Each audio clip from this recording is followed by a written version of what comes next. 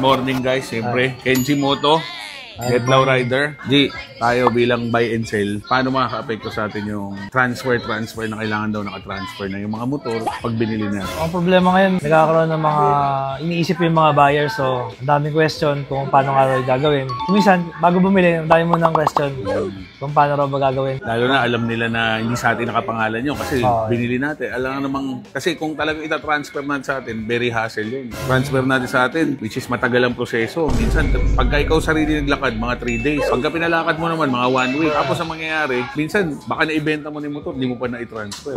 Yun nga eh. Diba? Tapos, transfer na naman nila. So, yun yung mga bagay na medyo nakakabahala. Pero ang tanong ko dyan, siyempre, paano nila malalaman kung na-ibenta na ng first owner yung unit niya sa iba o sa atin? So, siguro kailangan merong communication talaga na ano. Kumbaga, keep in touch dun sa first owner between sa atin tatlo ng buyer. Baga tayo yung mag-i-inform sa first owner tsaka doon sa buyer kung ready na silang dalawa magpa-transfer tsaka natin sasabihan. Oo. Dapat ganun. Although, siguro isang pinaka pwede natin gawin, total, hindi naman malalaman sa atin na naibenta na natin kasi siyempre minsan may unit na tumatagal sa atin ng buwan, nangyayari yun. So, siguro, para sa akin, bilang buy and sell tayo, pwedeng hindi natin i-transfer muna as long as di natin gagamitin yung motor. Siguro, pwede. Sana mayroon silang batas na parang ganun. Pag na-transfer natin, pwede natin i-free transfer sa buyer yung motor na bibili nila. Kasi hassle sa atin eh. Kung talagang kailangan i-transfer sa atin, doble ganon siya. Actually, yung free transfer na gagawin natin sa buyer, hassle na rin yun kasi hindi ganun kadaling mag-transfer. May nakausap ako eh. Sa ibang bansa daw, 5 minutes lang mara-transfer. Yun nga problema sa atin kasi, ang hipit ng batas pero yung sistema naman napakabagal. Kasi nga, di ba, yung sa registry of deeds lang, tatak 2 weeks eh. 2 weeks. Tatakan lang. Information kung saan mother file. Kailangan pa ng confirmation. Which is LTO na yun. Dapat may database sana sila na nakacheck nila yung unit ng lahat ng branch ng LTO. So, yun yung mga butas-butas na... Sana ayusin muna yung sistema bago, no? Para lahat, madali pati yung pag-transfer. Sana online transfer, online payment, di ba? Ganun sana. Mas di-deliver na lang sa iyo yung ORCR. Sana ganun eh. Pati kasi HPG, PNP clearance, medyo mahirap, eh, no? Pila ka rin talaga, no? Sana punta ka lang sa, kahit sa accredited na, pa-stencil ka, or macro etching, tapos online na lang sana.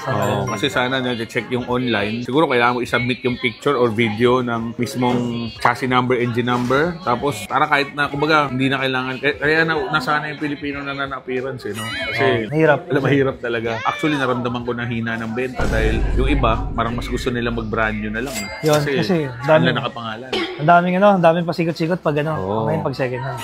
Yun ang isa sa mga medyo apektado talaga. Pero, siyempre, wala tayong magagawa. Batas yan, kailangan din sumunod. Pero sana, ayusin lang nila yung mga butas. Unang ayusin nila, number 1, LTO, no?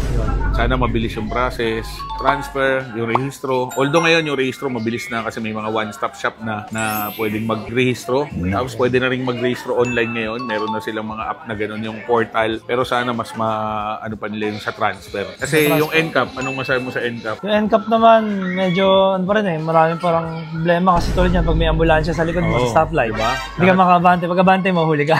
Kasi sa atin pa naman yung mga nanguhuli madalas by the book. Hindi, lumagpas ka eh. Hindi niya naman nakita na sa mga pang ilang sasakyan, merong ambulansya kaya gumilid. Sana kung pagbibigyan nila ng gano'n eh, madalas by the book yung mga nanguhuli. Medyo hassle kasi kailangan mo bang i-contest sa Pwede mo naman i-contest pero siyempre ubos ka ng oras, panahon, gastos. Maganda talaga yung NCAP. Sobrang ganda rin kasi madaling mahuli kung mayroong maagawang kasalanan. Ganon din at the same time maging disiplinado mga rider. Yun lang yung problema nila. May mga butas pa talaga. Tulad yan sa Commonwealth. Diba dumadaan ka laging Commonwealth din dati, di ba? Pagdating mo ng Litex, magkakaroon na yung motorcycle lane doon, magkakaroon na ng palengke. Di ba pansin paggabi, palengke na dito. Tapos yung yellow lane na PUV, motorcycle lane, may dalawang yellow lane dito, mapupunta dito yung mga bus tsaka tendency, lalabas talaga si rider. Yun nga eh. Hindi ka pwedeng dumiretso doon eh. Ang problema, kung NCAP yun, huli ka. Yun nga eh. Siyempre, pwede nila sabihin, lumabas ka sir eh. Yun yung mga butas na kailangan nilang ayusin. Yung mga times na kailangan mo tagal lumabas ng motorcycle. Dapat subukan muna nila yung mga gumawa ng batas, sila mismo magmotor sila doon. Marami nagsasabi ng gano'n kasi madalas nang gumawa ng batas, di man sila nagmumotor. Kung nagkukotse man sila, may driver sila.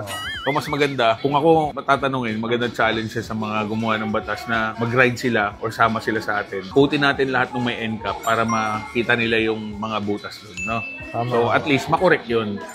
Siguro yung mga daan doon na crucial na kailangan umiwas ng mga rider, dapat walang ron. Walang sagabal. Dapat walang NCAP doon sa walang camera dun sa Or parking. kung may NCAP man, Para- dapat huliin din nila yung, kunyari, yung bus na lumabas doon. Dahil ganun, huliin yun. Kaya lang, yung bus magre-reklamo, ba't mo ko inuli? May palengke dyan, kaya ako lumabas. So, domino effect yun.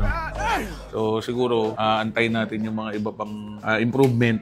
Yun. Antayin natin yung ibang improvement, tapos saka natin i-review ulit yung tungkol dyan sa NCAP, saka dyan sa transfer. So, Jetlaw Rider po ito. Kenji Moto. So, ride safe and God bless. Let's go.